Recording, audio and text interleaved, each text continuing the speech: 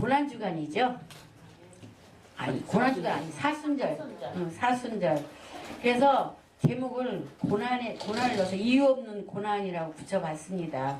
우리 크리스찬들은 고난을 당하면은 어때요? 내가 뭘 잘못했나? 하나님 앞에 무슨 죄를 졌나? 왜 이런 어려움이 오지? 이렇게 생각하지 않아요? 그런데 믿지 않는 사람들은 어떻게 생각해요? 신세 한탄하지 않아요? 아이고 이놈의 팔자 내 신세는 왜 이래고 원망하고 그러잖아요. 그게 다른 거죠. 우리 예수님도 고난 받으셨잖아요. 그죠? 예수님 이유가 있어서 고난 받으셨어요? 아니죠. 하나님 뜻을 이루어드리기 위해서 고난 받으셨잖아요. 그래서 오늘은 이유 없는 고난에 대해서 저희들이 우리가 성경 안에서 말씀 안에서 한번 살펴보고자 합니다. 첫째, 고난을 받는 이유가 하나님께서 우리에게 고난을 주시는 이유가 첫째는 주님의 구원의 능력을 나타내기 위하여 고난이 다가온다는 것입니다. 구원의 능력을 나타내기 위해서. 이해가 좀 안 가요? 설명해 드릴게요. 예수님께서 제자들과 함께 거리를 걸어가는데 맹인이 앉아서 구걸하고 있었잖아요. 그때 제자들이 예수님께 물었어요. 주님, 이 사람이 맹인이 되어서 구걸하고 있는데 저 사람이 자기 죄 때문일까요? 아니면 조상 죄 때문일까요? 물었어요. 예수님께서는 하나님의 영광이 나타내려고 이렇게 작정된 것이다. 그렇게 대답했어요. 하나님이 우리를 구원하시고 우리 병을 고치시고 기적을 행하신다는 것을 그 일을 행하시기 위해서 연출하기 위해서 그 배경이 있어야 되잖아요. 연극을 하려면 그 배경을 있어야 되시. 그래서 그 맹인은 그러기 위해서 태어난 거예요. 맹인으로 태어난 거예요. 태어날 때부터. 자기 죄나 조상의 죄로 인해서 맹인으로 태어난 것이 아니라 하나님의 치료의 영광이 나타나기 위해서 맹인으로 태어난 것입니다. 이해가 좀 가시죠? 죄를 짓지 않았어요. 맹인이 태어나기 전에 무슨 죄를 져요. 근데 태어날 때부터 맹인으로 태어난 것입니다.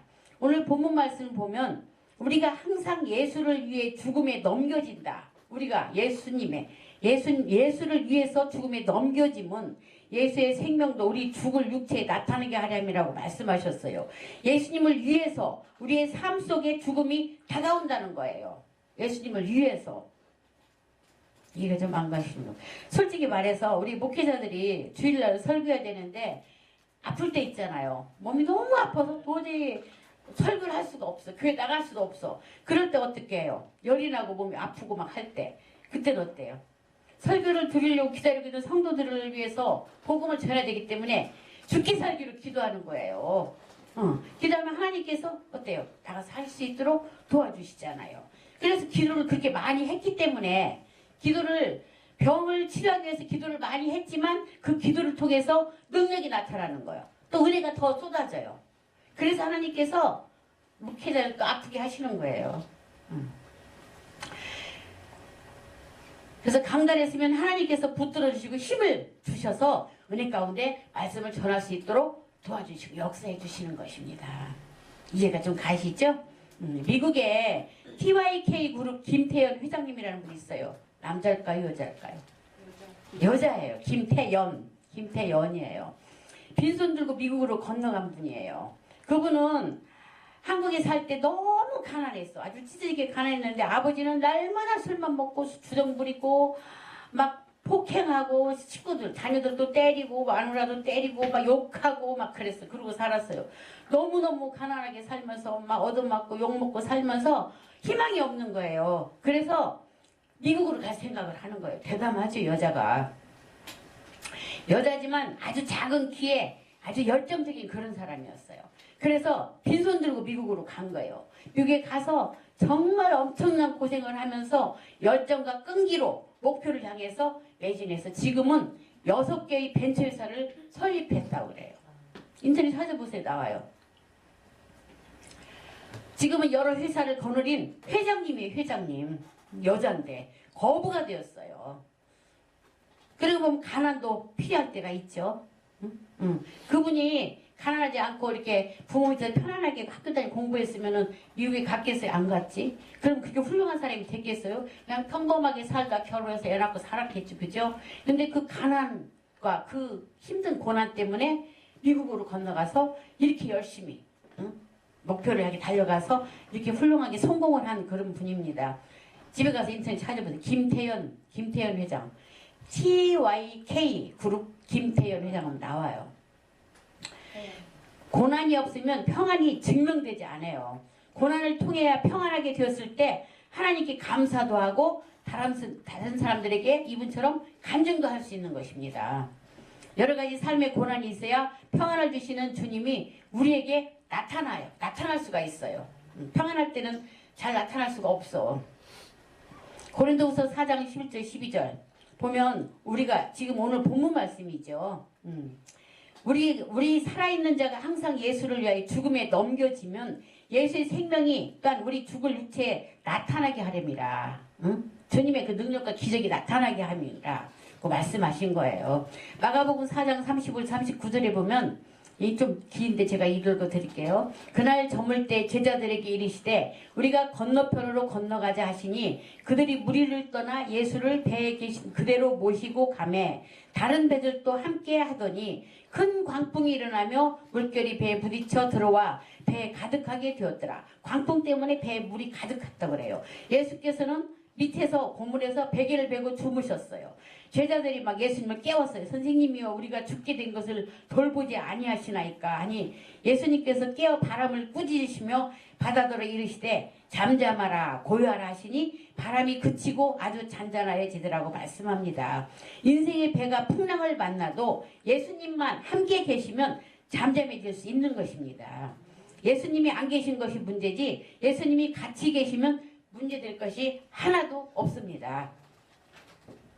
어떤 자매님이 있었어요. 그의 남편과 예수를 둘이 다 온가족 예수를 안 믿었어요. 그래서 사람들이 여러 번 전도를 했는데 뭐라고 했냐면 우리는 예수 필요 없어요. 우리는 잘 살고 있고 부부간에 정도 많고 자식들도 잘 자라니까 예수 필요 없어요 하고 뿌리쳤어요. 항상 전도할 때마다.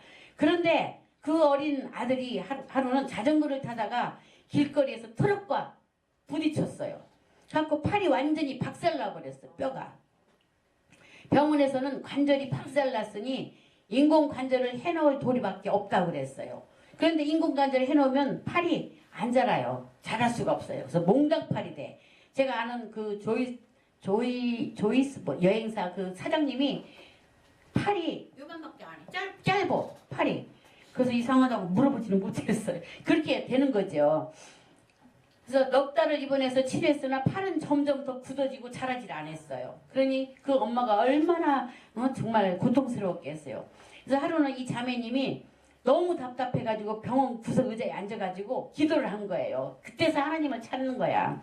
하나님, 죄가 있으면 부모인 내게 있지 어린 자식이 무슨 죄가 있습니까? 내 죄를 용서하시고 어린 자식을 고쳐주세요 하고 기도를 했다고 그래요. 그때 이 소리를 병원 복도를 지나가던 어떤 한 교인이 들었어요. 그래서 불쌍한 마음이 들어서 도와주겠다는 그런 생각을 가지고 병실로 들어가서 아이를 위해 손을 얹고 기도를 해줬대요. 그거는 찬물로 찜질해주니까 꼼짝 안 하던 팔이 뼈대가 움직이기 시작했어요. 기적이 나타난 거예요. 이분이 회개하고 하나님께 기도하니 기적이 나타난 거죠. 그것을 본 아이 어머니는 그 자리에서 깨어져서 눈물로 회개하고 2달 동안 그 성도와 함께 그 아이를 위해서 날마다 기도해가지고 관절이 깨끗이 나았다는 거예요. 하나님 영광이 나타난 것이죠. 그래서 하나님이 영광을 나타내기 위해서 우리에게 고난을 주시는 거예요. 이분이 아들이 팔이 부서지지 않았다면 예수 믿었겠어요? 안 믿었지. 그 자매님은 이렇게 고백했어요. 이제 와서 생각해보니 아이가 차에 부딪혀서 팔 관절이 박살난 것이 얼마나 감사한지 모르겠습니다. 감사해서 오히려 그거를 그 고난 때문에 지금 우리 가족은 모두 예수님을 믿고 구원받아 천국 가게 되었습니다. 고난당한 것이 오히려 축복입니다라고 고백을 했다고 그래요.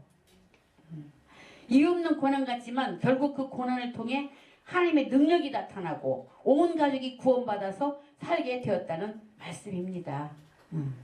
고난을 통해 주님의 구원의 능력이 이렇게 나타난다는 것입니다. 둘째는 고난은 주님을 간절히 찾게 하기 위한 것입니다. 고난당하지 않으면 찾질 않지요. 사람은 편안하면 예수님을 등한시하고 멀어져 등 돌려요. 신앙생활도 형식적으로 하고 교회도 그냥 성경 들고 왔다 갔다만 하지 기도 한 번 안 하고 성경도 한 번 안 읽고 완전히 세상을 향해 달려가면서 세상에서 쾌락을 느끼면서 살려고 그러죠. 그 삶의 해답은 예수님이 갖고 계십니다. 그러므로 고통당해야 삶의 해답을 가진 예수님을 간절히 찾게 되는 것이에요. 그래서 십자가 대속의 은혜로 복음을 알고 우리가 그 은혜의 하나님이 되시는 예수님을 찾아가게 되는 거예요. 죄 있는 사람은 중생의 복음을 주시는 예수님께 찾아가서 용서와 의의를 얻게 되고, 성결과 성령 충만을 원하는 사람은 성령 충만의 복음을 주신 예수님께 찾아가서 기도하고 구하면 성령 충만을 얻게 되고, 건강을 원하는 사람이 예수님께 찾아가서 구하면 신유를 얻게 되고, 아브라함의 복과 형통을 얻기 위해서 예수님을 찾아가면 저주에서 해방되고 아브라함의 복을 얻게 되는 것이고, 재림의 복음을 원하는 사람은 부활 영생 천국을 간절히 찾고 예수님께 나가면 주님 앞에서 부활 영생 천국을 얻게 되는 것입니다.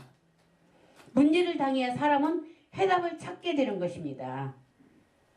문제가 있어야 해답을 찾잖아요. 그죠? 낭패와 실망한 뒤에 예수님께 손들고 나오게 되는 거예요.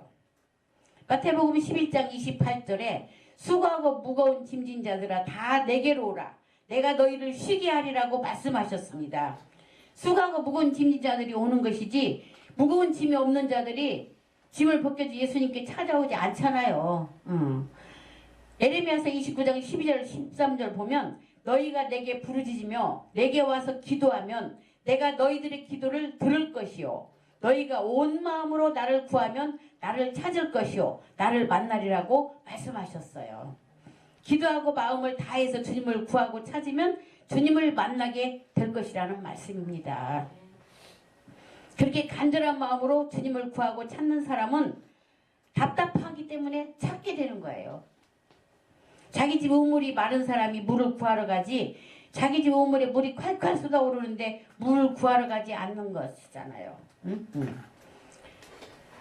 야고보서 5장 13절에 너희 중에 고난당하는 자가 있느냐 그는 기도할 것이요 즐거워하는 자가 있느냐 그는 찬송할지니라고 말씀하셨어요. 고난을 당해야 기도하지 고난 안 당하면 기도 안 해요. 평안해보세요. 기도 안 하지. 게으름 피죠. 고린도전서 10장 13절에도 사람이 감당할 시험 밖에는 너희가 당할 것이 없나니 오직 하나님은 미쁘사 너희가 감당하지 못할 시험 당함을 허락하지 아니하시고 시험 당할 즈음에 또한 피할 길을 내사 너희로 등이 감당하게 하시느니라고 말씀하셨습니다. 시험을 주실 때 감당할 만한 시험을 주신다는 거죠. 그죠? 그리고 시험 당할 즈음에 또 피할 길을 주신다고 그랬어요. 예수님께서, 주님께서. 학교에 학생들도 마찬가지. 시험이 있으면 열심히 공부하잖아요. 그래서 시험을 당해야 열심히 내요. 시편 34편 19절에 보면 의인은 고난이 많으나 의인은 고난이 많다고 그랬어. 많으나 여호와께서 그의 모든 고난에서 건지시는도다. 라고 말씀하셨어. 고난이 많아야 하나님이 건지시는 은혜도 많이 체험할 수 있다는 말씀입니다. 그래서 고난을 축복이라고 그러잖아요. 고난 오면 감사해야 돼. 감사. 셋째는 강한 믿음을 갖게 하기 위해서 우리가 고난을 당하게 하는 것입니다. 베드로전서 5장 10절에 모든 은혜의 하나님 곧 그리스도 안에서 너희를 부르사 자기의 영원한 광야에 들어가게 하시니가 잠깐 고난을 당한 너희를 친히 온전하게 하시며 굳건하게 하시며 강하게 하시며 터를 견고하게 하시리라고 말씀하셨어요. 고난을 당하게 하시고 난 다음에 주님께서는 친히 우리를 온전하게 만드시고 또 굳건하게 하시고 강하게 하시고 견고하게 만드시는 애를 베풀어 주신다는 것입니다. 고린도후서 4장 16절 18절에 보면 그러므로 우리가 낙심하지 아니하노니 우리의 겉사람은 낡아지나 우리의 속사람은 날로 새로워지도다라고 말씀하십니다. 보이는 이 세상의 고난이 다가오면 보이지 않는 천국이 마음속에 보이게 되는 것입니다. 하나님 말씀을 사모하고 하나님을 찾게 되는 것은 이 세상에서 눈에 보이는 것이 사라질 때 찾는 것입니다. 그러한 역사가 일어난다는 거예요. 내가 이 세상에 풍족하고 모든 게 풍족하고 걱정할 게 하나 없고 염려할 게 하나 없어 봐요. 하나님 안 찾잖아요. 기도도 안 하잖아요. 하나님 말씀도 사모하지 않고 그게 모든 것이 사라지고 어렵고 힘들 때 하나님을 찾게 된다는 말씀입니다. 고난당할 때 우리는 영원한 천국의 품을 찾게 되는 것입니다. 히브리서 13장 5절에 돈을 사랑하지 말고 있는 바를 족한 줄로 알라. 그가 친히 말씀하시기를 내가 결코 너희를 버리지 아니하고 너희를 떠나지 아니하리라고 말씀하셨습니다. 결코 우리를 떠나지 아니하신다고 말씀하십니다. 한국계 통계를 보면 오늘날 1인당 국민소득이 얼마인지 아세요?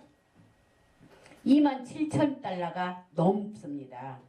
교회 출석률이 50% 미만으로 떨어진 것으로 나타났어요. 지금 현재. 왜?